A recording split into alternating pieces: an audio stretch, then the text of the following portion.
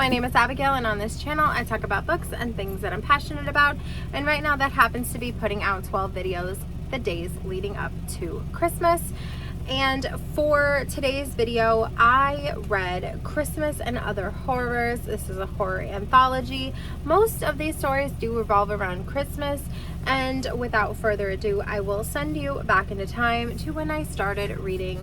Please pardon my appearance. I have to put my hair up in this bonnet or it will get absolutely wrecked by my sleeping.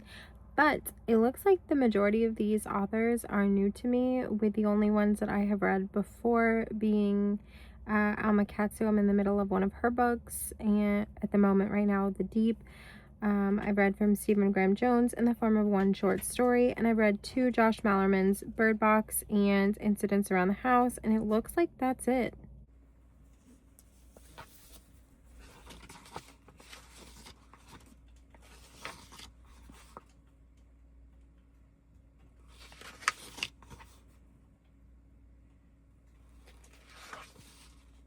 Recap of the first story. It's called The Importance of a Tidy Home by Christopher Golden. In this story, these creatures that have bird-like beaks and shears, they off people whose homes aren't tidy, and it's made me wonder if I would survive. Looking at my dresser right next to me, I'm going to say, nope, I would not survive. But here's what those things are called. I will not attempt to pronounce that because no matter what, I would pronounce it wrong. So this story takes place in Salzburg, Austria. And if you don't have a clean home, those things of the name I can't pronounce will come into your home and kill you. But what happens if you have no home? Christopher Golden answers that question in The Importance of a Tidy Home. The story started out interesting and led me to unsettled. I enjoy that this is actually based on a piece of real lore from Salzburg, Austria. So for that, and you know how unsettled I feel, it's going to be a 4-star.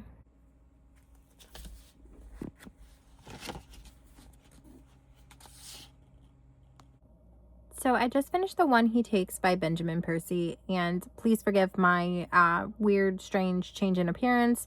I started this book a while ago, and I am just getting back to it now, and I've since had a shitty haircut, but we're not going to talk about that because I've probably mentioned it in just about every fucking video that I filmed in the last however long. But this book is about a boy who, well, it's really about a man who takes his dog out to go to the bathroom. His dog starts barking, and the man's like, what are you freaking barking at? So he goes and sees that it was actually his son that was taken last year. And taken by who? And that's kind of the story. And it's not really scary so much as it's like if scary is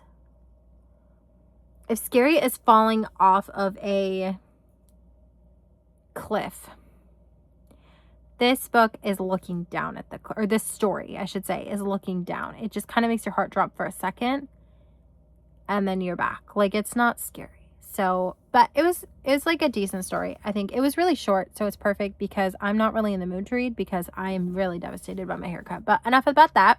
Moving on.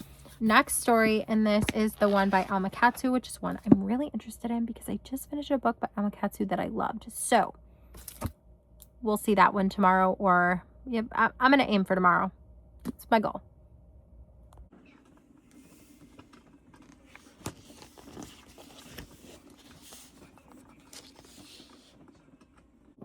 So this story by Alma Katsu is about a tradition called Mari Lloyd, and it's like reverse trick-or-treating kind of, but like for adults, and it turns very deadly, and I'm not sure how much I can say without spoiling it. It was interesting, but I'm a little disappointed because I had such high expectations for the Alma Katsu story that I feel like it didn't live up to it. But then again, I mean, it's 16 pages, so I can't expect the world. But I mean, it was good. It's probably like a 3-star.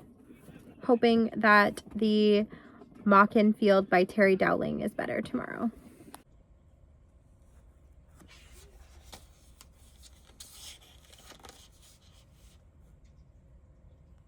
Is it wrong if I say I literally didn't care for the Mock-In Field? I'm very confused.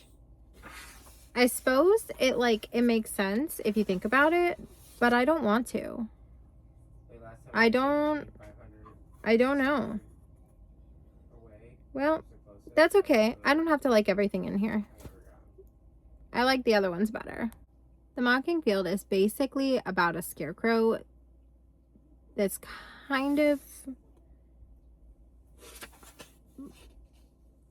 it's kind of haunting them. So I guess that's that.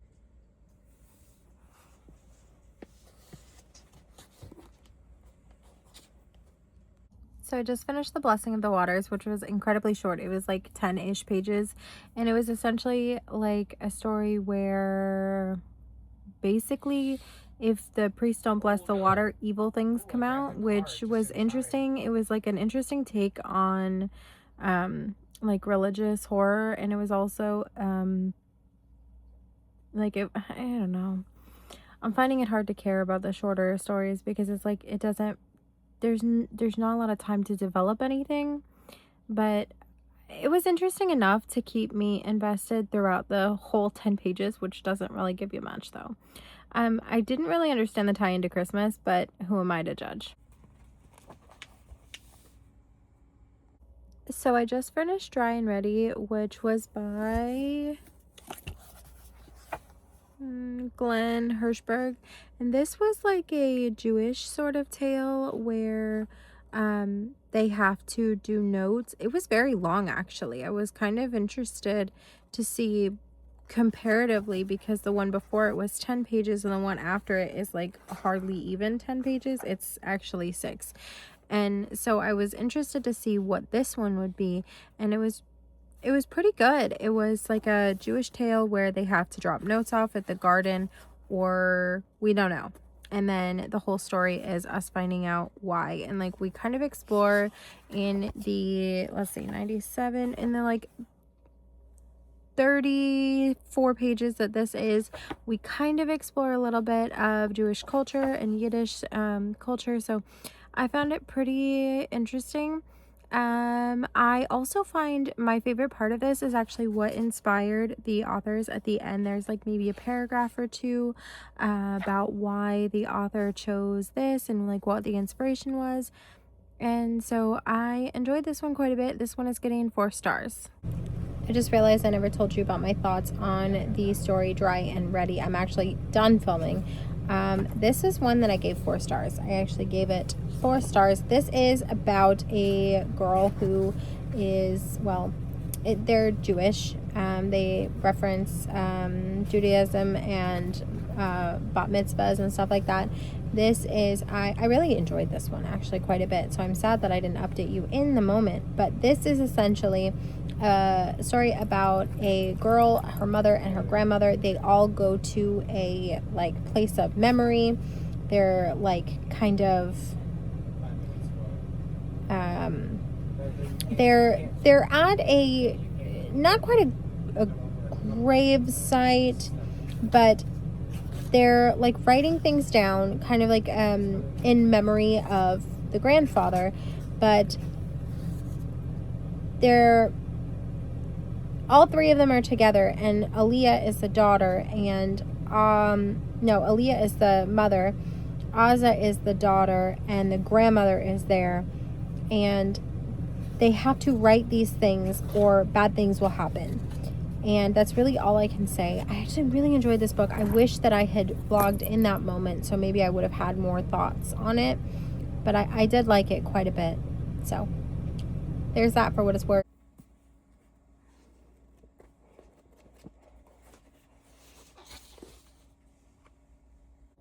I just finished the very last, well, not the very last, the very shortest, I should say, of these in here by Garth Nix. It's called The Last Drink of Bondi Beach. And my thoughts are, I wish it was a little longer. It's like, what did I decide it was? Like 6 pages, 8 pages. And so it's really over before it began. And that's really my only complaint. This is basically, it's about a non-mortal who drank up all of her siblings and children in an attempt to not die. But the last child is being told to get the last sister. And that's kind of where we are. And because it's only 8 pages, if I say any more, I've spoiled the whole thing. So I'm going to shut up now. 4 stars. 3.5 stars. 4 stars.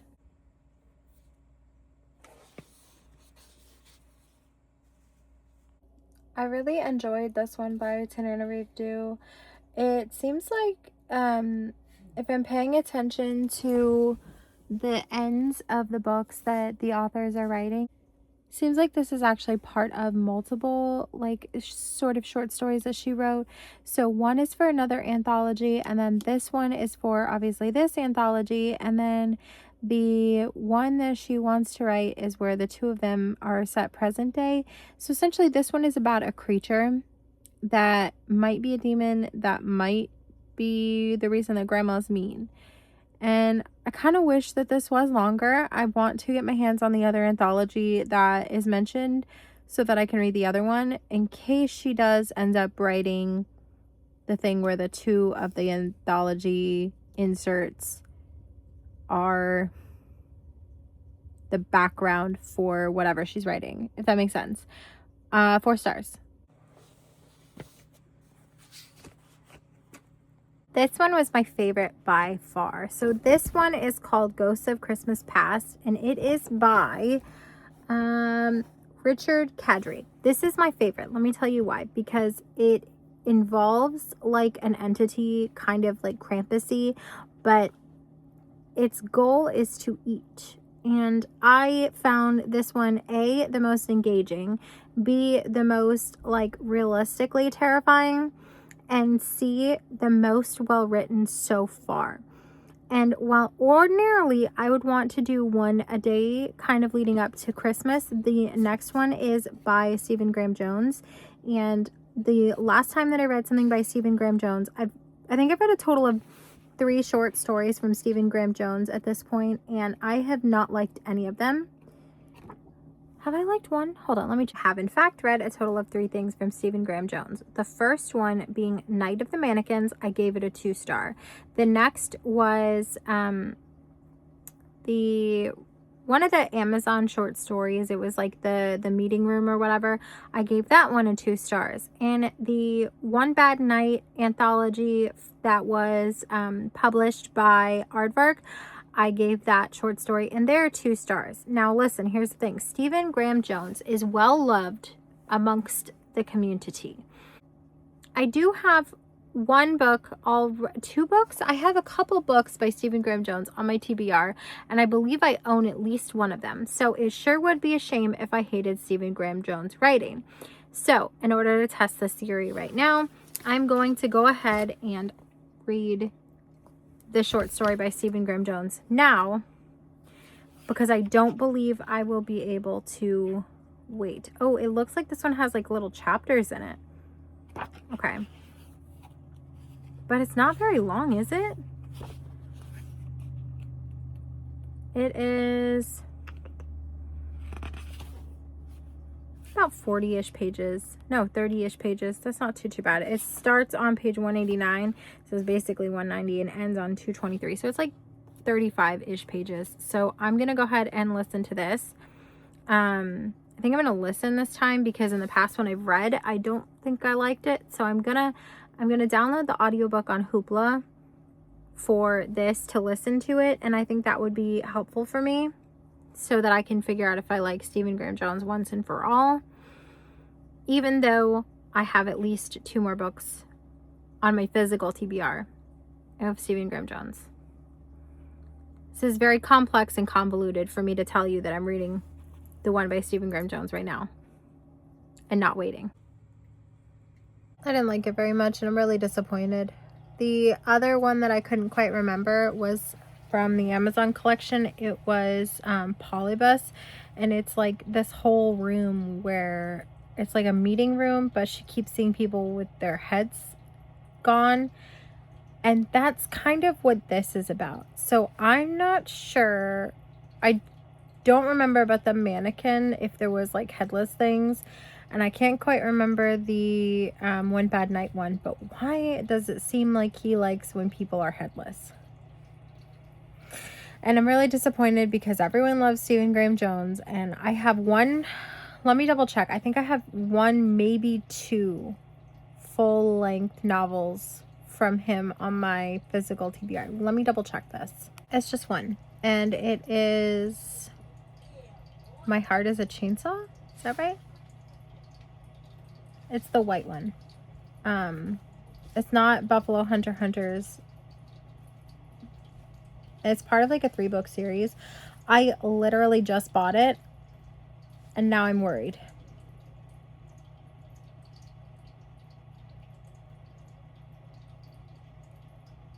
I have now read 4 short stories, 1 novella, 3 short stories from Paul Tremblay, and I didn't like any of them. Somebody tell me, is his long form content better? Like, help me, because I have so many of his books on my I want to read this book list, and I don't know if this is good. I may have invested money into an author that I don't like after having tried, and I want to read I Was a Teenage Slasher, I want to read Buffalo Hunter Hunter, I want to read Mapping the Interior, and I think there's like 1 or 2 more that I really want to read, but I don't want to read it if I'm not gonna like it. So let me know in the comments down below, is his short form content better or worse? I guess the opposite question, is his long form content better? If I hate his short form content, will I like his long form? Please help. Okay, thank you.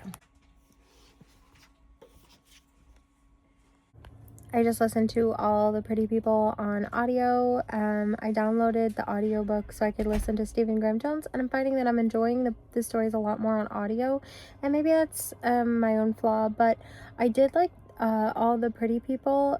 It was like a Festivus party, and then the friend that stopped responding to their messages suddenly shows up to the door, and then things get weird. I think this is a 4-star story for me. Lola Sound, Josh Mallerman. For a man who... In an effort to get through these faster, because I actually slacked off quite a bit in the middle of December, and well, I've been slacking. So in order to catch up, I've decided that since I really enjoyed the Stephen Graham Jones one on audio, because it allowed me to listen to the story without having to like focus, I learned that maybe Stephen Graham Jones short form content is not for me, and that's okay. I'm a little disappointed about it, but what are you gonna do?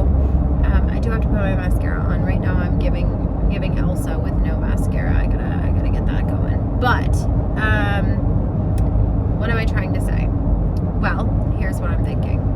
So I had listened to the Pretty Girls or whatever on audio, and I enjoyed that one quite a bit, and then I just picked up the one that I will never be able to pronounce in my lifetime on audio, and I enjoyed that as well. So I'm thinking that in an effort to catch up / also enjoying him on audio, I will continue on audio, because I'm actually woefully behind, and I actually do need to get this video up pretty soon, because I don't have a replacement video for it, and I've already invested this much time into this one. So I will get that going, and I think this video is supposed to go up the day after tomorrow, so I'm about halfway through this book, so I better hurry the hell up. But what are my thoughts on the book? Shut up and tell you the thoughts on my book. I liked this story. It is about a man who goes to his girlfriend's like family's house, and there's a sauna, and the sauna makes you pour a little bit more than sweat. It makes you spill. So I kind of like this one. 3 stars, 3.5 stars. I don't think it's a full 4, but I don't think it's a 3. So 3.5.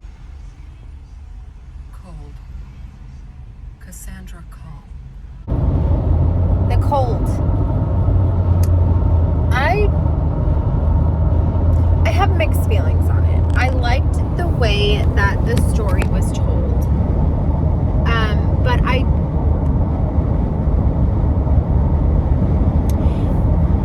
so this one is essentially about a girl who her sister went through something and she asked for help and she didn't get the help.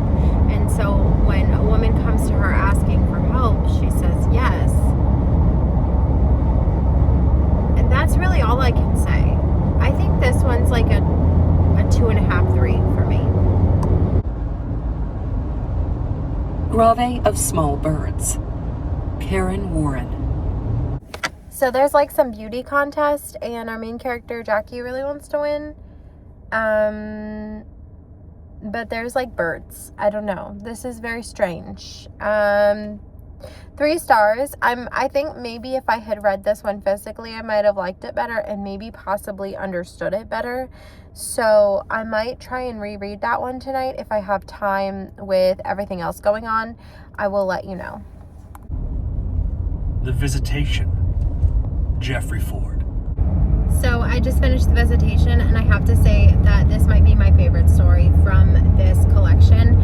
I think the only one that I might have liked more was like it was either the first or the second one with the little boy who went missing.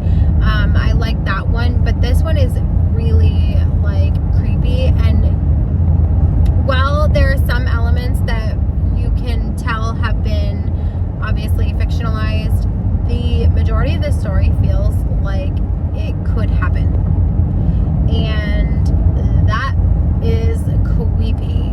Listen, I don't get scared by aliens, I don't get scared by vampires, werewolves, stuff like that, but if you hit me with a horror that feels like it could happen to me tomorrow, that's the shit that scares me, bro. I'm telling you. Listen, Stephen King, I love ya, my guy, but I have not read a Stephen King book yet that makes me feel actually scared. And maybe that's because I haven't read The Shining, but I did read it, and I did read Pet Sematary, and I did read Salem's Lot. But it didn't scare me. But you know what does scare me? The Grady Hendrix Witchcraft for Wayward Girls, like the birthing scenes. Ugh, terrifying. And then what else has scared me this year? Oh, We Used to Live Here. It didn't scare me, but it was creepy. So, yeah, like, the more fictionalized, the more fantastical, the more science fiction-y, the less I am scared. It's not a deal breaker for me, because I like to read horror, not necessarily just to be scared, but for the story itself. So if it's fantastical or science fiction in nature, that's not a deal breaker. But this one, like I said, there's a little bit of fantastical elements, but the rest of the story feels like it could be real, and it creeped me out. And the little man, he creeped me out, and probably I would get the same fate as the couple, because I don't think that I would have that much goodwill. The Lord of Misrule. M. Rickert. So I'm very quickly learning that my favorite of these stories are the ones that have more to do with Christmas or like winter in general than like winter festivals, Festivus, solstice, winter solstice, Christmas, even like a holiday, winter holiday, I would say, are the ones that I find that I am enjoying the most. And I think that that's because I expected this to be like mostly around Christmas, and like winter holidays in general. I wouldn't have been mad if the entire book was the way that the last 2 stories have gone. I really enjoyed this last one, and I'm hoping that I will like the very last one as well. I do feel like the first one, The Importance of a Tidy Home, the second one where it was about the boy, the one that I read last night, the one that I just read, And I'm hoping that those have been my favorite by far. And I'm hoping that this last one will have more to do with the solstice, with Christmas, with a festival, with a winter holiday, because those are the ones that I enjoy the most. And I don't know if it's the author or if it's the content, but I like these the most. I'm getting ready to hop on I-75 so I can no longer hold my phone. But this one that I just read is about a woman who has a boyfriend, and her boyfriend just found out he has a son, and then they go to do winter solstice together, and the son is acting weird, and something happens, and I can't spoil it because it's very short, but I recommend, like, if you can seek out any of the stories, I like the last two the very, very best. Yes. All right, moving on to the next one. No light, no light. Gemma Files. LOL. So check this out. The last story is called Afterwards, and I thought that it was like the conclusion of the book. Whoopsie daisies. I still have one more. That last story that I read listened to was very like Norse mythology coded, very Loki, very Thor like stuff. And because of the fact that I have seen Avengers and like the Marvel stuff, I can't picture Loki the way that they're saying it, so I was lost. 3 stars probably. Afterwards. John.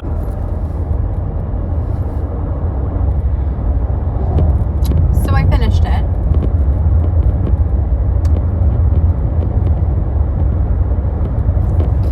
And it was the longest story by far. And I was hooked until the very last second. I think maybe this either needed to be about like, the whole story via audio was like almost 2 hours. It was like an hour and a half. So if it had been maybe 2 hours or about an hour in like maybe just an hour, I don't know. I feel like I invested a lot of time for that, and I don't feel like I liked it. I feel like it should have been longer, and we should have had a different ending. Listen, I was not a fan. Listen. So this one is about a man and his woman who they're getting busy, and he's like having an episode where he's like forgetting things about their life, and it happens multiple times, and that's really all I can say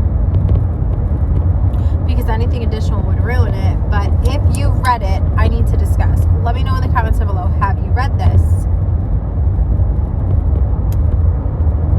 Because I feel like this is one of them ambiguous endings that I don't like. I either like drop me off a cliff ending where it doesn't end, or end it where I know exactly how it wraps up and don't give me shit in between.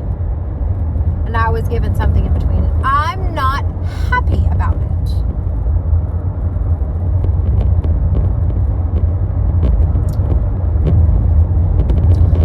I don't know.